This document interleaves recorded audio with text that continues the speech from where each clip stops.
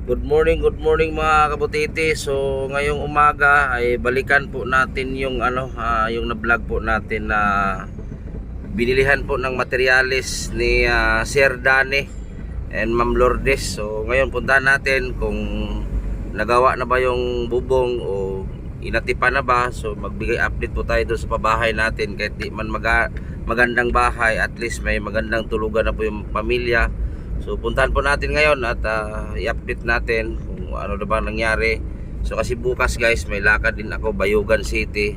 Yung si tatay yung na-depress ay puntahan din natin. Si Sir Dani din ang magpagawa sa bahay. So, maraming salamat Sir Dani. So sunod-sunod itong pabahay natin ngayon guys, tatlo. So maraming salamat talaga sa sponsor, Lalo Woods. Maraming salamat. So ngayon tara, samahan niyo po ako at puntahan natin yung pabahay natin dito sa bandang Rosario.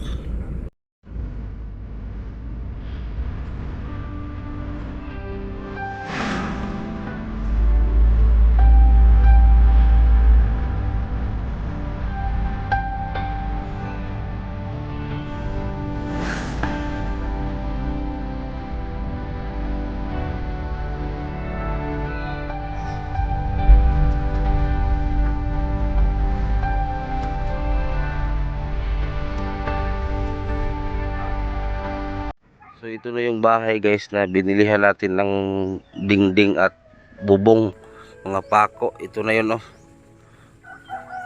Ayan, binubungan na pala nila. Ayan oh. Oh, buntag te. Si kuya.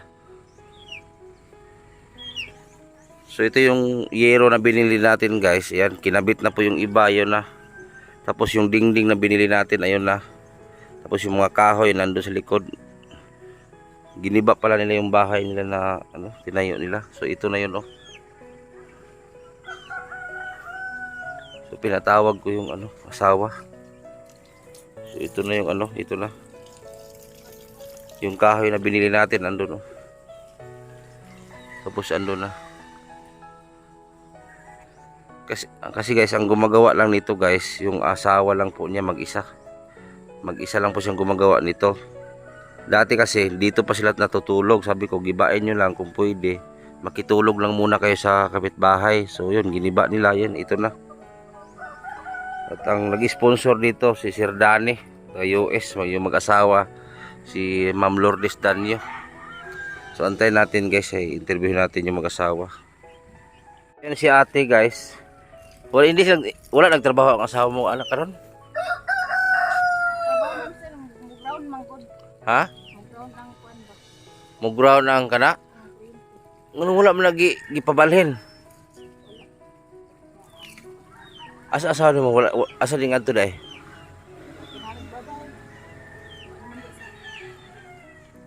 Madaot na yung kahoy, malata na.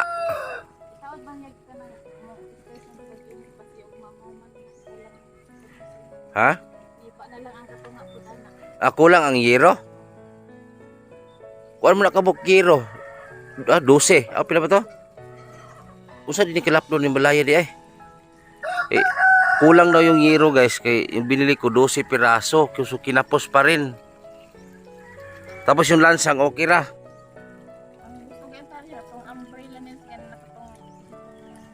Wala na may baligya na to ron. O wala na tong katong dilip man to kanang tingga man to. Tingga man to siya ang ulo, tapos na ay siya wire, tong birahon lang ilukot si lalam. Wala na to siya karon na uso, na lang yung lansang na lang yun. Gituyo na ginako palit lansang katong 2 media. Dili man good lumber ning anong gigamit.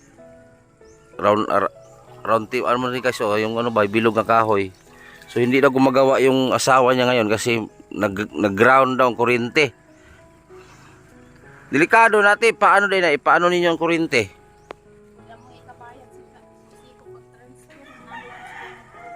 Asa i-transfer? Di pa ipa-off sa ba? Tanggalon sa asam. Yung plangka. Na, wala di tabunin yung plangka. Delikado mga kuryente na. Disgrasya pa yung mga asawa diha. Sige. Na kuryente di siya diha.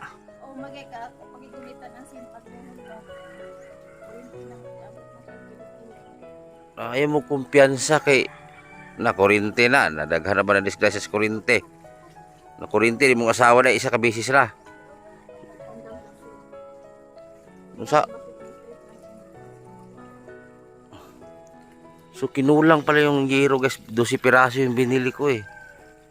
Ay, malapad man din niyo, murag ang kaning isa ka naong ani naama sa 7 kasin. Size mo rin, size 14. Di an dako kayo 16 14. Paana size. Tapos ang dire 14. Ay ano na lang na, inipa na lang katunga. Nanginip ang food nila, nagulat-ulat sila sa konbaksi. Abali ang anang kanang yero dire lang na sa inyong kwarto. Dire sa sala. Di ang kwarto siguro o ninyo para di mo tulo. Okay. Ang kampo, init mo muna si Ingo. Bagay, Labi na pagkuhan dire. na kuryente pala asawa niya dyan sa taas, no? Gipaanhi ko ni Sir Dani kay katong nianhi ko diri wala may tao. Nagulat-hulat gani ko asa mo niadto. Lugay man iuli na lang ko. Kay siyempre yung sponsor baya nag-anog na unsay resulta. Mo tinanhi ko karon kay update. So ugma maghimo imong asawa di ugma. So sabi may sulti nimo nga ana may mga bubong. Oh, si Sir Dani naghatag ana. Taga US, nagpapalit siya 12 ka bubong. Katong 8, asa man gamiton ng 8 sa balkon. Pero di isa ka linya dire ko sobra po tundo andre ang isa ka linya dire.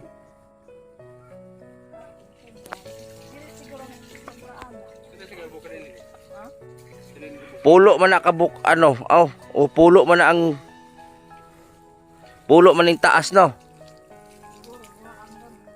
Tulo na. Oh. Muro 13 magro ko na palit. Oh, upat din na. Upat na. Upat pulo ning dagko. Bali lima na hindi bilin. Lima man Ano kumakaon. din tanang 14. 14 ka yero.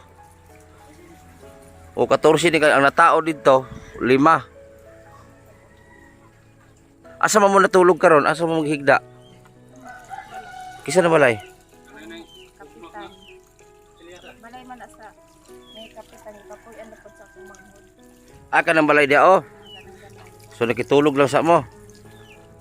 So yan guys, nakitulog lang muna sila sa ibang bahay para may masilungan sila. Nakitulog lang muna.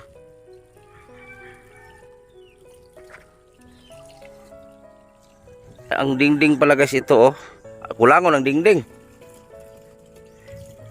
Kuan man nakabuk ipalit ko 12. Okay, 12 man ni kabuok. Itong binili ko guys, 12 man eh. 12 ni kabuok eh. 2 4 6 8 10. Oh, 12. 12 na kabuok. Abi man ako ang iyong gihimo kaso mas dako pa man atong una. No. Nakuha na naman to na gamay rin mo tanaw. Gitaplakan ka mga daan na dingding. Pero pag nahuman na siya. Oh, murag mas dako ni atong una. Ano? Nabumaga ng daan haligi. Ha? Ang daan haligi pag ano na. Ikaw tayo sa masultin mo para si lahat eh. Ha? Daghang kayong salamat niya sa sponsor sa ilaha. Okay, dati man ko nang ipangayo na bungbong ra. Hindi apila na lagsin. Okay, maulaw man po kumingon sa sponsor na. Ay ibuo na lang na. Siyempre, maulaw man po kumusok na. Wala na lang yung magdala. Depende na sa sponsor kung dagdagan nila. Kay laki, dako man din eh. Naikan mo na? Ha? Naikan. Kung gani. Wala ito nga po. Naligi kaya na kuha na mga aligi. No, nahinay ka niya dili pa siya ka gawa kay siging ulan, nag-ground ang kuryente. Na nakuryente na daw ang asawa ni ate. Nasa sa babote at pagkakuryente. Oo, kita gawin ng yero. Hmm. Gani ginagunitan ng konti. Na, Wala na. Ricardo, damir ba na disgrasya sa sin. Yes, matinaw. So, ayan po, parikoy. Na-stop muna yung paggawa ng asawa niya kasi nakuryente ang asawa niya dyan, no? Asawa ni ate. So, kasi laging naulan dito, yung plangka na ulanan, si ate taga alalay sa asawa niya, taga abot ng yero. Buti na lang yung nakuryente si kuya, hindi masyado malakas. Ang delikado doon kung yung yero na inabot, kung nalaglagan si ate, nako, disgrasya.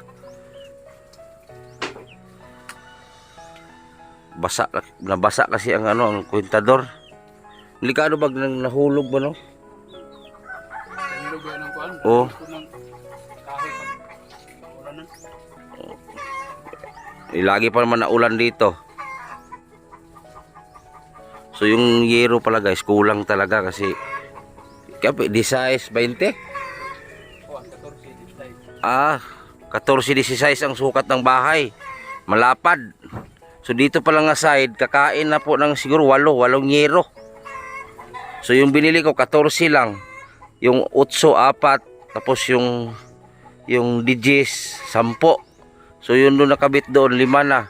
Hindi mo nakabit o kalahati pa lang oh. Siguro siyam yan dyan. Kulang, siyam 18 kayero. So sabi ni ate, inipa na lang yung kalahati para malamig.